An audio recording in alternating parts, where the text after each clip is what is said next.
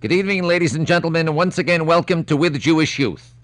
With Jewish Youth tonight has a very special interviewee.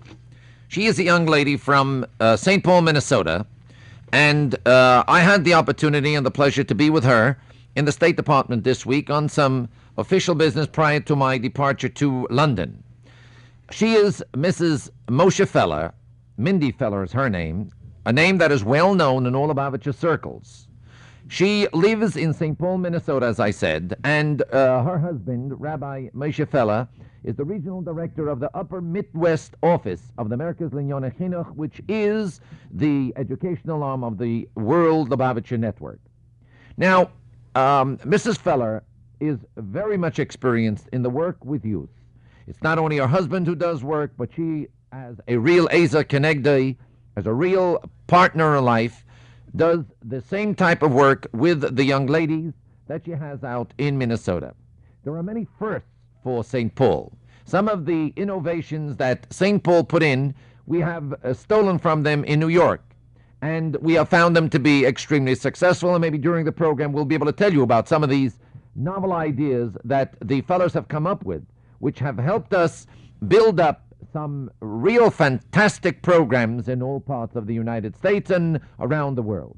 And so, Mrs. Feller, welcome to With Jewish Youth. I know it's difficult for you. You had a hectic day coming in from St. Paul, but nevertheless, with your spirit of Mesiras Nefesh that you have in St. Paul, it's nothing new for you to come back to New York and do this show for the many tens of thousands of listeners who are now tuned in to WEVD to want to hear what the message that we bring them tonight. And so, Mrs. Feller, I think what we ought to start off with is tell us something about St. Paul. Like, how many Jews have you got there? Do you have a kosher butcher? Do you have kosher milk? A bakery? Do you have Orthodox Jews? What kind of an element do you have in St. Paul? Thank you, Rabbi Hecht. The twin cities of Minneapolis and St. Paul have 35,000 Jews. We live in the twin cities in the metropolitan area and come in contact generally with those Jews in the metropolitan area. Our function in the Upper Midwest is to enhance Yiddishkeit in whichever ways we see fit.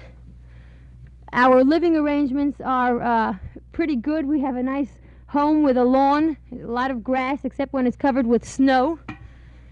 And sometimes the snow just doesn't melt until April or May. And as far as some of the things that Rabbi Hecht asked about a butcher, bakery, and milk, the bakery goods that we use come in from the Tel Aviv bakery in Chicago. They're flown 450 miles for our use. Recently, a kosher butcher opened in St. Paul, so that meat is now available locally. Meat which meets the standards of ourselves and others like us is now available locally in the Twin Cities. As far as milk, we travel 145 miles each way. That's about a 2.5 to 3 hour trip to a small city in northern Minnesota. It's called Esco, and there we are the mashgichim ourselves, and we bring back the milk for our own use. And sometimes it's pretty cold traveling at 1 a.m. till 4 a.m. to get to that farm in time to watch the milking. What are you going to do now that there's no gasoline? I think my advice would be buy a cow, so you'll have all the milk you need and you wouldn't have to travel, because if you're going to rely on getting gas, the way it looks. But nevertheless, I wish you luck. I would, if I had my way, I would build a pipeline from New York or from New York State and pipe in all the milk we could for you out there in Minnesota. Anybody who can travel 145 miles to get kosher milk. By the way, for the sake of my radio audience, what is meant here by kosher milk is milk that is observed by a person who oversees the milking. In other words, it is not just plain milk that comes in a container, but we know that it is under the supervision of a rabbi or an observant Jew who watches the milking and knows that these are milked from cows and not from any other kind of animals, and that the milk is kosher. In New York, it's pretty easy because there are farms upstate that belong today to religious Jews, and all the milk is produced by them and delivered into the cities and to the suburbs. But when you get a little town like St. Paul, Minnesota, and you get Ehrliche Frumme Yidden like the fellers, who will not break principle or tradition, they have to travel, if they want milk for themselves and their kinderlach, 145 miles. That's what I call doing something for Judaism. Tell me, rather than talk about the milk, let's talk about the meat of your work that you're doing. And how about telling the people, although you're not allowed to mix milk and meat, that would be trade, but in conversation we're permitted. Tell our audience, if you will, Mrs. Feller, something about the program of your activities out there. First of all, how'd you get to St. Paul? Wie wird man verworfen in a town like this? I am a native New Yorker. My husband is a native Minneapolitan. He was born and raised in Minneapolis. The Lubavitcher Rebbe sent us out to Minnesota, and we left just after our wedding some 12 years ago. When we went out there, we were the only couple connected with Lubavitch out there, and we found a lot of sympathetic Jews and also some who unfortunately were not so sympathetic to the work that we were doing. And we worked hard and developed some programs of our own. One of those is a Live and Learn program. We run Shabbos weekends for families, individuals, and youth groups in a spacious 30-room mansion that we have located in the fashionable Highland Park district of St. Paul. Sometimes a family experience, when a family comes to experience a Shabbos with us, and they have never had a Shabbos before in their home, this really turns them on to Judaism, to the special advantages and features of our special day of rest. They learn with us. We have classes and sessions. They sing with us. They eat with us, and actually live with us. We have found that the living arrangement is quite successful because we're not just telling people what to do. We're actually showing them how to do it. And along these lines, some 3 years ago, we established a national, or actually international, program for girls. This program is unique. It's the only one of its kind in the country and actually, as far as we know, in the world. And we have girls come to our mansion, girls of college age and even post-college age come. They have little or no previous background in Yiddishkeit, and they come to live and learn at our mansion. And we have teachers for them. One of the teachers is very able in the discussion of Hasidic philosophy, and that's Rabbi Manis Friedman, who has a very fertile mind and can engage the girls in Hasidic philosophy and conversation for hours on end, actually. And the rest of the staff, my husband, myself, the Grossbaums who are out there, sit and we teach the girls, we rap with them, we solve their problems, answer their questions, and we have found that most of the girls actually have taken on the observant way of Jewish life for themselves, and a great number have come to New York to learn at the Machon Chana Institute of Jewish Studies, and I understand that Rabbi Hecht has a great part in maintaining that Machon Chana Institute, and I'd actually like to give him and the others involved credit for keeping up what we feel we sometimes, start in giving these girls the push and sending them into the community and being able to absorb them and to continue teaching them and showing them what the Jewish way of life involves. Thank you so much, Mindy. I want to say this to you. This concept of live and learn is really not new, because we were the first. I want to take a little credit for myself to get the camp idea across to the Rebbe when we started, and the reason was that we didn't want to talk about something abstract to children. We wanted children to live with us for 3 weeks or 6 or 9 as they do in Camp Amuna. And now, of course, we have a college camp too. The summer program for the Machon Chana age girls. So I'm happy that you have made this a first all year round, which is something for which you should be absolutely given very great praise. And I want to be one of those to honor you and tell you how much I think you have contributed to Yiddishkeit.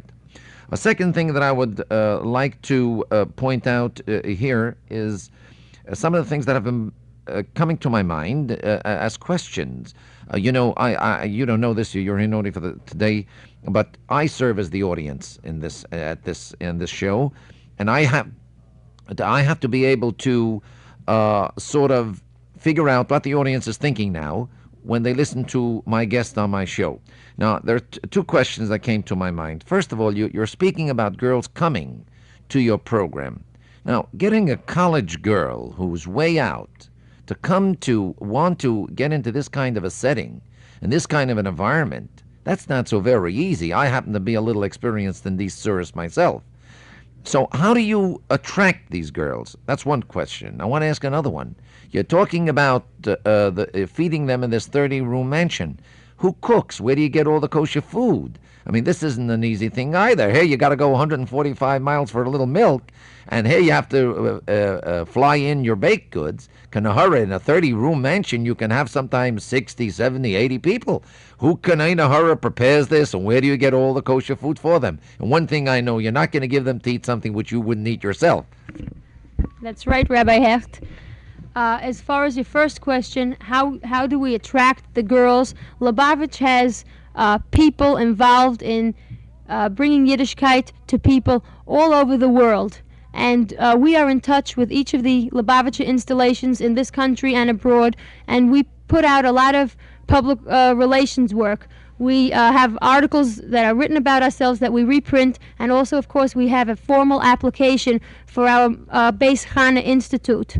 And in other words, you let these other cities or states know that you have this kind of a program available, and they ship these girls. In other words, these are not all girls from Minnesota, but they're shipped in from other states. That's right. We have girls from as far away as Alaska, South Africa, Puerto Rico, and of course just about every major U.S. city.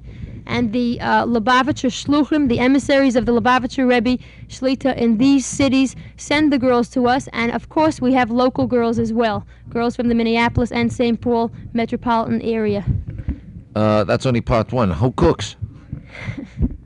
Well, either we hire a cook, and when we have not been able to get one, I have served as an overseer and involved the girls in the cooking as well. And this, of course, gives them a practical application of all about kashrus, which is one of the areas that we cover in teaching, and also makes them feel responsible for for part of the program themselves. And this, of course, is the living end of the program.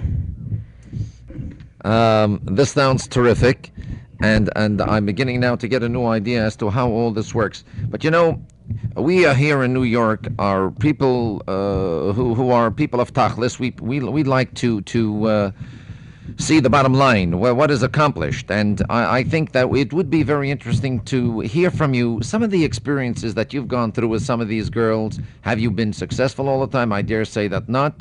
But nevertheless, we would like to get your experiences told to our people so that they can get a better idea as to what is the rate of success in your work. As far as the rate of success in our work, in a way, I would consider us successful all the time. And this is because some of the girls take upon themselves the whole package, the entire observant way of life. And for others, they may take on a part of it. For one girl, this could mean stopping to eat non-kosher food, or not just non-kosher meat even. For another, it could mean starting to light Shabbos candles, even though she may not observe the entire Shabbos. And we feel that this is what the Rebbe Shlita has sometimes called saving a body limb by limb. We don't know when the rest of this will surface. The seed, so to say, that we plant within these girls, that can surface at any time when that girl is ready to take the entire observant way of life upon herself. So in that sense, I feel that we have accomplished just with every person who has attended any session that we've run. I like your use of a term, saving by limbs. That should remain with my audience. I think that's a very, very beautiful expression. You are right. Sometimes you cannot cure the entire body at one time. You just have to do it part by part. And so it is with the soul, too. Those parts of the individual that are affected spiritually and are weakened and somewhat famished, they have to be invigorated and refreshed. And it's a wonderful concept that you have, and I think your idea is right, that if you accomplish a little bit at a time, ultimately with God's help, you'll get to the entire thing. But Mindy, you didn't go as far as I wanted you to go. I would like you to tell us some actual situations, if I can use that term, that you've gone through, after all, in the course of these years and in this tremendous, interesting work. You must have had some interesting stories that came your way, which could be of great human interest to our audience. So don't be shy. Don't use real names, please. That's one important thing. We never give out names, and we never know who could be listening. But you could tell the situation. As far as that goes, we have a perfect right to tell it that way, and I think it's in good taste. Well, Rabbi Hecht, some of the girls who come to us have led pretty straight, in quotes, lives. They haven't been into some of what some of today's youth are in, and they find meaning and purpose and truth within our program, as well as those participants who come from backgrounds that may not be so straight. Again in quotes. Today's youth is searching for meaning in life. Some of these youth feel that they try to find it in other religions, and the problem is that they delve into these other religions, Eastern religions particularly, without really having looked into Judaism as deeply as they should. And some feel that the answer is in drugs or in other non-conforming ways of life. And actually, when the girls come to us, they see that what the truth of the world is in Torah. And this is really in their words, because so many times they have expressed it to me, that they found the purpose and the meaning of life, and they found the true path, the Torah path. They have found peace within themselves and with the rest of the world. And these are students who at some time in their life could have been involved in trying to overthrow the United States government. Students who have joined hippie communes in western parts of the country. Students who have interested themselves in forms of Christianity. And when they come to Torah, they find that the Torah has everything in it that they have been looking for, and this really, really stays with them. Mindy, you seem to be very smart. You keep dodging me. I keep directing you one way, and you keep going the other way, you see. I asked you to tell us a real, true story. Now, I know that maybe you'll come out as one of our prophetesses or one of the great ladies of this generation with the tremendous accomplishments that you've had, but do tell us a story. Anyone, I don't care, catch anyone at random. I mean, this is not the kind of a show where you have to sit down and have a writer write up a story to win the audience's heart. I mean, we're talking about living people, about emotions. We're talking about situations where people are in trouble one way or the other, or they have hang-ups, or they are bogged down with all kinds of problems, and you, thank God, have been their angel who has helped to bring to them their, quote, salvation, unquote. So, Mindy, we don't have too much time. You know, in New York, the clock goes faster than in St. Paul. So please go right to one of your stories.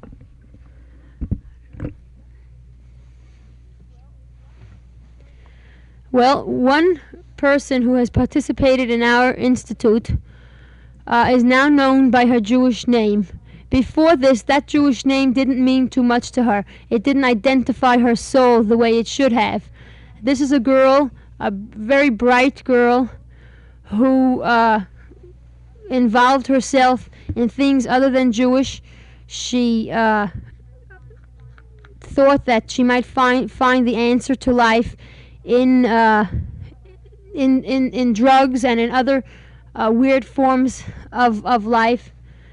And this girl is the mother of 2 children, and it was a joy for us to attend some time ago the bris of this woman's son at the age of 4.5. He had been born out in the West someplace where he had not been circumcised, one of the basic things that almost all or so many Jewish people know about and do. And now when the mother became, through the study of Hasidus, through spending time with our families on a Yontif, on a Shabbos, or just for a dinner during the week, this woman came closer to us and to Yiddishkeit and decided to go the full route. And she has 2 lovely children who both have Jewish names now, and they're living in an observant Jewish community, trying to enhance this Yiddishkeit which they found in Lubavitch. I trust that this lady is unmarried. Well, she's divorced. She was married and is now divorced. To a Jew? No, not to a Jew.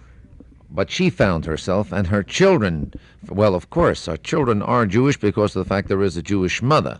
But now they have all 3 been inducted into Judaism. They have finally found their path back to the road of Emistikkeit. Right.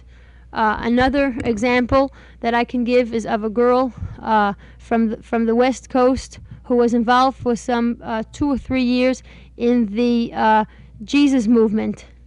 And with the help of some dedicated people, she came out of it and came to study at our institute, the Winter Institute that we just held. Finished the session some 3 weeks ago. And it was my great pleasure to hear about 10 days ago that this girl arrived in New York, had left her campus on the West Coast, had left all of that behind, and had arrived in Crown Heights ready to join the rest of the girls who are studying in Machon Chana and to continue building her basis of Yiddishkeit. So, ladies and gentlemen, you're getting a little bit of an insight that you can be in the... by the way, how far is St. Paul from New York? About 1,300 miles. 1,300 miles. Do you have many observant Jewish families in St. Paul? Well, in the Twin Cities of Minneapolis and St. Paul, there are probably about 50 or 60 observant families. Between the 2 cities? There is a day school in Minneapolis. It's affiliated with Torah U'Mesorah. There are about 110 students in that day school, which goes till the 9th grade. Is there a mikveh in St. Paul? There's a mikveh in St. Paul and also one in Minneapolis. And they are used? They are used. You have to make an appointment before using it because it's not the same way as it is in New York, where it's open every night because it's used that much. But thank God, more and more people are using it. All right. I think this gives us a very good picture. Do you see, from your vantage point, do you see Yiddishkeit growing, or do you see it, God forbid, sinking? Now, you know that we have a very serious problem, countrywide, worldwide, which is known as intermarriage. To me, this is the cancer of our generation. How do you stand on that problem, and what is the situation in your town? Well, as you call it, it's a national or international cancer, rampant the world over, unfortunately. And, well, when you see the thousands of Jewish youth who are attracted not only to our Lubavitch installation, but to the Lubavitch installations the world over, it encourages you to know that Yiddishkeit is growing. And of course, in particular cases where we know of an impending intermarriage, we try to do whatever we can to try to explain to the people that marriage is not good for either of the partners, and try to, of course, to to get these people not to marry. But in general, when we see the Jewish youth thirsting for Torah true Yiddishkeit, Jewish youth who don't want the watered down version that they're being taught in other places, they absorb this. They absorb the Jewish philosophy, the Jewish learning. They absorb it like a sponge because they are so thirsty for Torah true Yiddishkeit. You know, Mindy, the first show we had, I had my mechutin here from Australia, and he coined the right expression. He says, children today want the real thing. The real thing, that's the message that's going out today to the youth. But I gather that you do have serious problems of intermarriage. Do you reach out into the campus also? You've been telling us about how people ship girls to your town, to your mansion, to your project. But how about, do you go out on your own town to tackle the campuses? We do tackle the campuses, as you put it. I believe that my husband was the first, if not one of the first, in the nation to have an accredited course in Hasidism on a campus. This was at Carleton College, one of the 3 top liberal arts colleges in the country. It's located some 45 miles from Minnesota. And he gave a term course there, and the students who took it got credit. Right now, Rabbi Friedman has a course at the same college, and besides that, there's the University of Minnesota. It's one of the biggest universities in the country and has a large Jewish population. And in the student union, there is a table with the organization Students for Lubavitch, and that table is manned every day of the week. And students come by to rap, to pick up reading material, and we invite them to come spend a Shabbos with us, or to come to a study session. We have a study session for men and boys, and one for women and girls. One night of the week it's for the men and boys. One night of the week for the women. We also have a study session for our women's group. We have a women's arm, and that group is of course, to help us with support in different projects we have, and also with financial help. But also we help them. We held study sessions for them, and the women come and enjoy these sessions.